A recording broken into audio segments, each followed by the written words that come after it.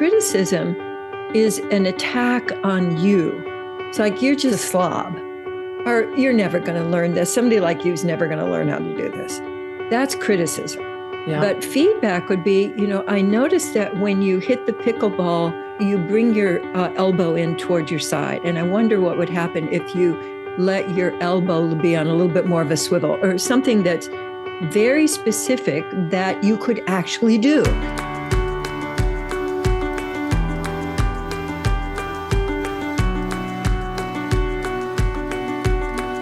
Well, hello, Katie. Hello, Sophie. I always feel my heart going, when I see you. And such a joy. Oh, wow. It's funny because I was noticing the colors you're wearing, which really very attractive, yet kind of restful. Like it's not oh my God, what's going on? It's one of those where it's just like, oh, it looks like a garden and a forest. So I just was also enjoying the connect we always have. I was really looking forward to our conversation, as always. Something happened this week that I was like, oh, I want to hear what Katie would do with this. Oh, I just love that. And I can always count on you to say something happened. Yes, I know. Because it's interesting that you comment on that, because I'm observing how I feel, observing how I interacted, like always. And so things do happen, and I do often notice how it affects me and how it would have affected me before. And this is one of those. I had an opportunity to play pickleball on Monday and Tuesday with just that, the fourth best player in the whole world. Oh, wow. What an opportunity. He's friends, on top of the fact that he's French and so handsome. It was ridiculous. I know. So on top of that, well, a friend of ours is friends with him, and he offered to come and play with some of us, and we did. It's so overkill. I mean, honestly, but the opportunity to play with, such a good player was such a fun thing. What got into play for me was this physical fear, I would call it, of not performing, of am I good enough, it was bizarre. The beginning of our play, I couldn't tap. It's almost like it took me over. That's what I experienced. It took me over.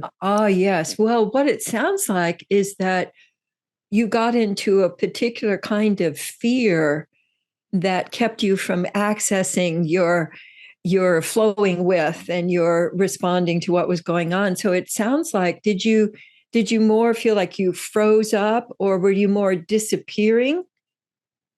The way I experienced it was a tightness. I was very tight, but more importantly, I was aware of how I was with myself. I was just self-judging, and I was tight. I was fear of not performing. I was physically, it felt very tight. So maybe So the tight, when I tune into that, the four expressions of fear, it sounds like you got fighty with yourself. Yes. So, because I also saw you make a fist, which is a fight move, and it doesn't have to be like wah, to be a fight.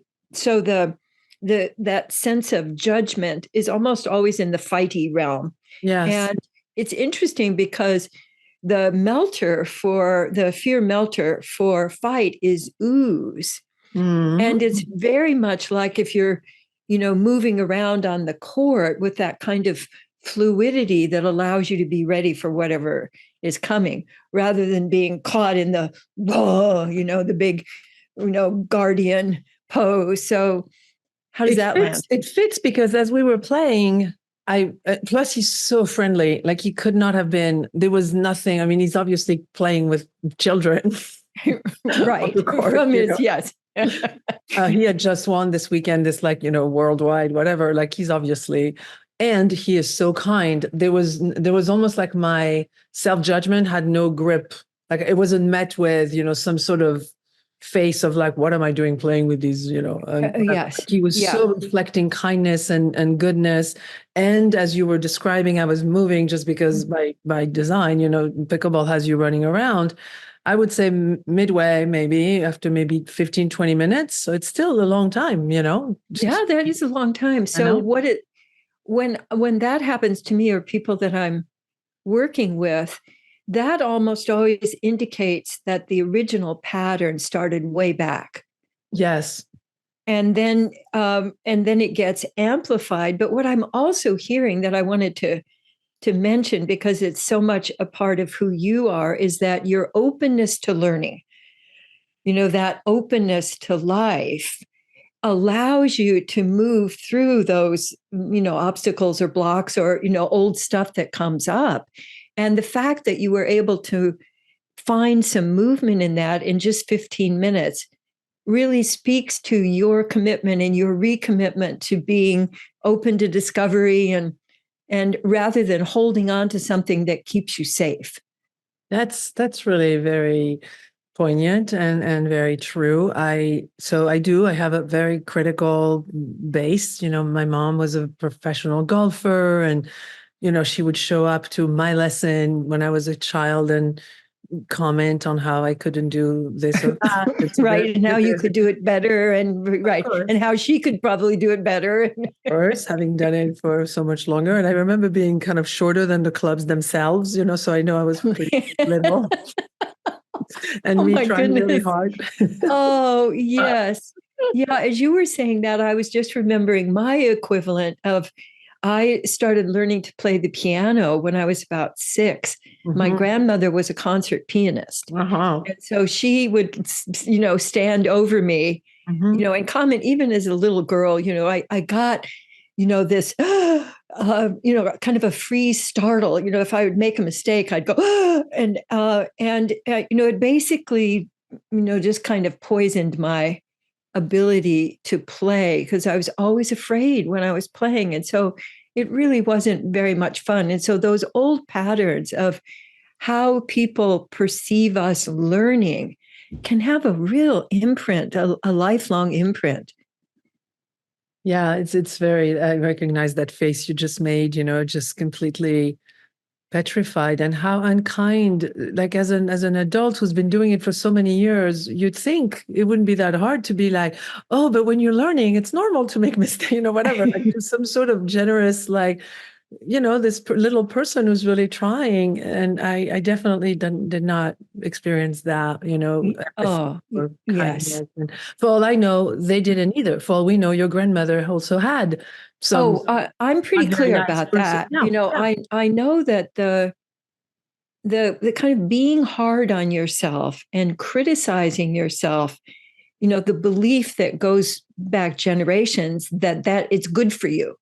It's actually going to make a difference. If I criticize you, it's going to make you better. And that is just so not true.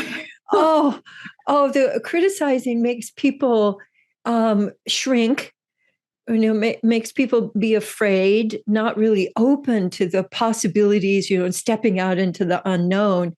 And I find that the antidote to that is shifting from criticism to genuine appreciation. That's the path that I took, because I also grew up and just pickled in criticism. I can remember, the only time I really heard from my father in school was when I came home. The only time in my early education where I got a B. I went all the way through junior high and high school with 1 B. And so he looked at my report card and he would say, "What about the B?" Oh, that focus that, and I think it comes from a sense that it works. And so I just really want to dissuade people that criticism, when you replace that with some genuine acknowledgement, sensitive awareness. So appreciation isn't just, "Oh, great job. Oh, I really appreciate you." It's that sensitive awareness to what's going on. So instead of saying that, like, "Oh, I could see that was really a challenge for you. And I noticed that you made some new choices that, that really seem to shift that for you. Or I can see you really doing your best. Or I noticed that swing, something about what the person is doing that you recognize." That kind of a shift to appreciation is so much more effective than criticizing. Yes, and as you're talking, slightly, though. Yes, I I'm would hearing a though or a a but. little bit, a little. I mean, Yeah, I want to confront it with your yeah. because the fabulous player I played with on Monday, we had this beautiful conversation about French mothers since his parents also are French, um, and the guy became 10th player in the world in tennis and is now almost the best player in pickleball. And his mother was very critical, is very Yes. critical to this day, like as he misses something in the world that he's in, where and someone's got to miss, right? At some point, Right. like Somebody, yeah, that's the whole other thing. somebody's going to do something. Otherwise, they'd be playing, literally all day for the rest of their life. So obviously, but he's used it to push himself. So my question is not so much. Sometimes it does work. It does work for the result because the way he was describing his inner experience, it didn't work and it doesn't work. And he Right. speaks to his having to relearn how to care for himself and not be so criticizing of himself. But his being treated like that got him in what someone could watch and say, that was success. Well, So here's what I'm wondering though, in hearing yeah, about his experience, the difference between feedback and criticism. So criticism is an attack on you. It's like you're just a slob, or you're never going to learn this. Somebody like you is never going to learn how to do this. That's criticism. yeah. But feedback would be, I noticed that when you hit the pickleball, you bring your elbow in toward your side, and I wonder what would happen if you let your elbow be on a little bit more of a swivel, or something that's very specific that you could actually do. See, criticism, there's no way to respond to that. There's nothing actionable in criticism. It's attack on your being, whereas feedback is about something specific that you actually could do or not do. And I'm wondering if he actually was able to make that discernment himself, even though it may not have come from the outside. I mean, he probably, from the way he was speaking, he introduced a kinder relationship with himself. I could see, like, he's like, now I don't really listen to her. I have other Yes. people in his midst, and he has 3 children. So now, of course, he's facing how to be with How children. how he interacts with them, and did he carry on that tradition? Because it He is a lot described. when people are really at that level too of achievement. The coaches often tend to be more critical because there's just this belief that it works. And it may work to a certain extent, but it sounds like it really costs. Yeah, I mean, you take Tiger Woods, we know the story with his father. You take the Williams sisters, and what happened to them. It's like, obviously, there are some damaging, effects, but one could look at it and be like, and they are the best players in the world. And so, in some ways, I don't even know that we have an answer to that necessarily. It's just, what would have happened if Tiger Woods would have been treated with more reflection, feedback, support, would he have Well, had I think you now can see that actually in his relationship with Charlie, his son Charlie. because I he's think kinder? I think Tiger learned you can see the kindness with which he treats his son, and the contactfulness. I mean, to me it's just beautiful. And whenever I get to watch a tournament that they're both in, I'm really looking at their interaction with each other. And so it seems to me that we can have both. We can have a sense of I'm a valuable person, Mm-hmm. regardless of my achievement in this particular realm or that particular Mm-hmm. realm, and what allows me, or if I'm coaching you, what allows me to coach you in a way that brings forth your strengths Mm-hmm. and your ability to learn. Mm-hmm. Mm-hmm. And I know, and the research is really clear that you don't learn if you're not in a sort of a relaxed, alert state. Mm-hmm. Mm-hmm. And if you're not, you keep repeating old patterns, and it takes a lot of effort to move through them, and injuries are more possible. And so, I'm just not at all convinced Mm-hmm. that, we have to have either or. Mm-hmm. Mm-hmm. Yeah, and what you were describing earlier that did occur on the court when I was playing is that his feedback was, what would happen if you were at the net faster, or have you tried to respond to the ball without it bouncing so you have a little more time to, and I left the court exactly like what you're describing. I felt really good about myself because he kept referring to, we did talk about my weight and how I grew up with, being the kid nobody wants on the team, and that whole thing, and how much he saw what I did with it, and as an adult, I'm coming back to it, and I honestly, I feel so young on the court. I feel like that little girl who was not picked, but now I pick her, or like there Yes, are really sweet yes. moments where I see where my reflex would be to, this better player comes in and I'm like, no, you play, like I don't, and my friends being like, no, we want to play with you. You're really good. And me being like, oh yeah. That's the new script, but I could see that it's a little bit of efforting to counter effect, this Oh, story. absolutely. But what I was really struck by when what you were saying is that your openness to learning, and I think, being curious in life and being open to learning something new is a youthing Ah, process. I think it does allow our like new cells yeah. to show up and to circulate and new ideas to weave their way. And I actually am, I have pictures of me from, like 15 years ago where you wouldn't recognize me. Wow. I look so different now. And part of it is that I'm open to, okay, what's next? How can I enjoy more, more engagement in life, more vitality, more fun with the people I care about, more appreciation, and rather than holding on and competing, Mm. I think that that both of those are possible, Mm-hmm. and that if they're especially in competition, it runs up for me also into the win lose thing, that Mm-hmm. there always has to be a loser. Mm-hmm. And I've always my whole life I've protested against that. Why does somebody have to lose? Why Mm-hmm. can't we just all play? And at the end of the time, we go, "Gosh, that was really fun." Yes. The people that like go to the Olympics would argue that at that level of, performance, that is how you evaluate.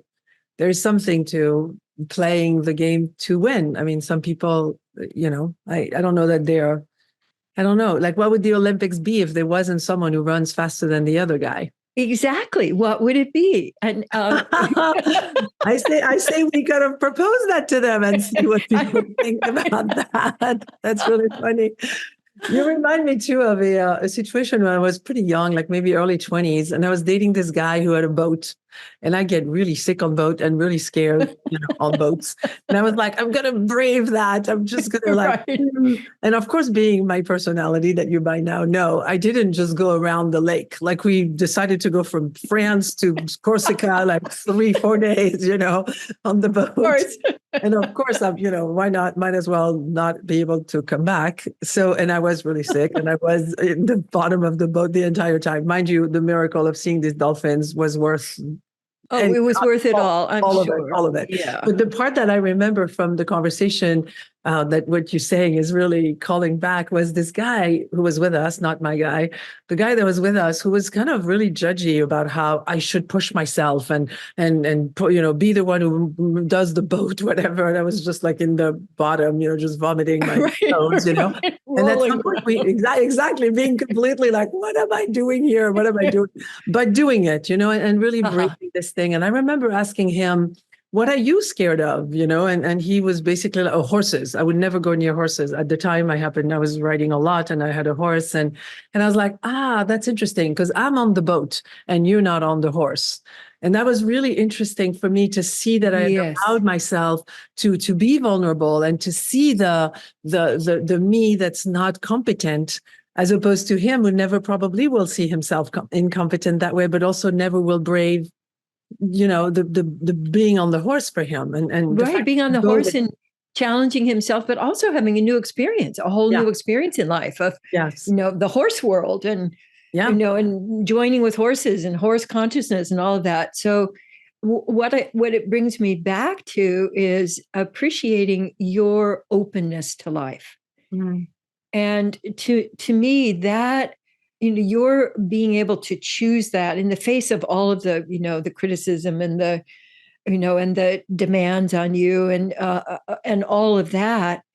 That organizing principle seems to be one that allows you to keep growing. Mm. And the pickleball experience, one, that you chose to do it.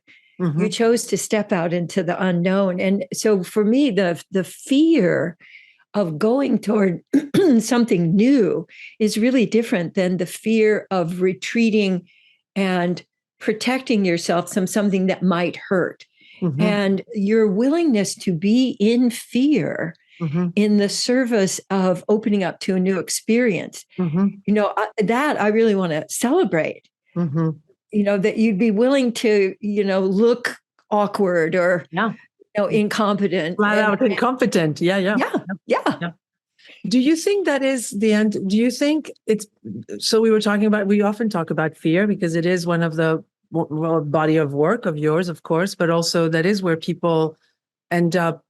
It's a crossroad. Like if you let the fear take you over, then you don't do the thing, then you didn't do the thing, versus the crossroad where you pick. And then you have the regret or So do you think it's the lack of fear that lets me, like, how do you think one handles okay, I'm afraid, I don't want to look incompetent, and somehow I do it anyway and someone doesn't? Like, what is that? Like, where's that line? Well, first of all, I think you will just go ahead. That's probably true. You'll just go, okay, that looks interesting. Let's do it. Rather than, I was just thinking of my dad's style, which would be to do all the pros and cons, and he would write them down, we have to really consider this. Mm-hmm. So that impulse to go into life, I think is practically a genius quality of yours. Just like, what's available here? And when you choose that, and you choose that over and over again, it grows in strength in you. And it can be something that you can then count on. And to have the ability to step into the unknown, people expect that if it's really working, I shouldn't be as scared. But actually, I think that's one of the places where we do get scared because it's not familiar.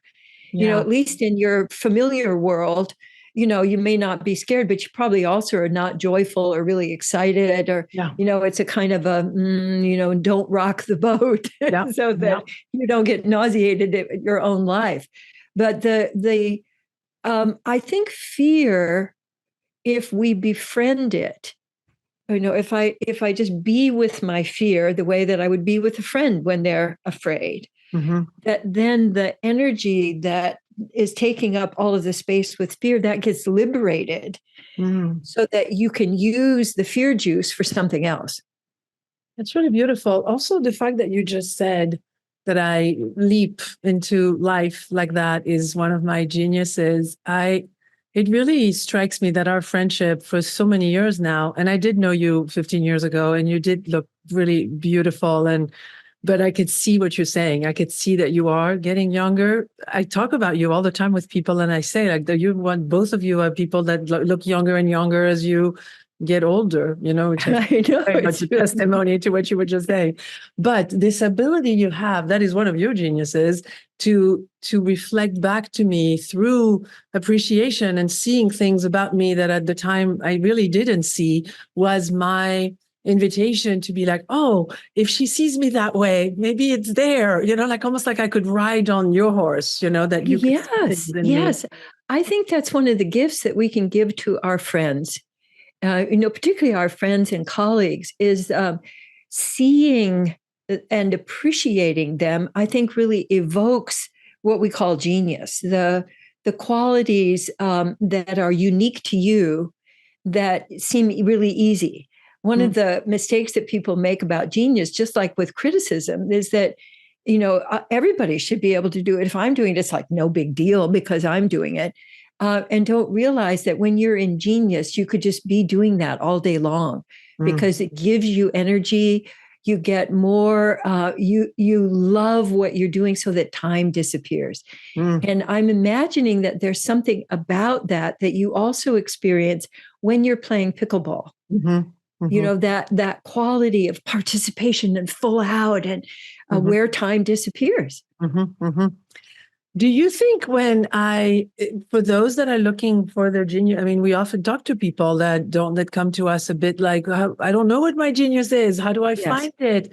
Do you think that's a good moment or exercise that you would go to your friends and you would say, hey, what is it that you see? And like, literally, what do you see me do so naturally that maybe I don't even see it? Oh, I think that's a great question to ask your friends. So, what is it that you notice about me that is unique to me, and that's just so there in the water I'm swimming in that I don't see it or feel it or notice it? And my sense is too, and that's what I'm always looking for with my friends and also just people I meet, is like, oh, what is unique to them that I can reflect back to them by appreciating, that allows them to have it flower even more. And it could be a quality or it could be a particular skill.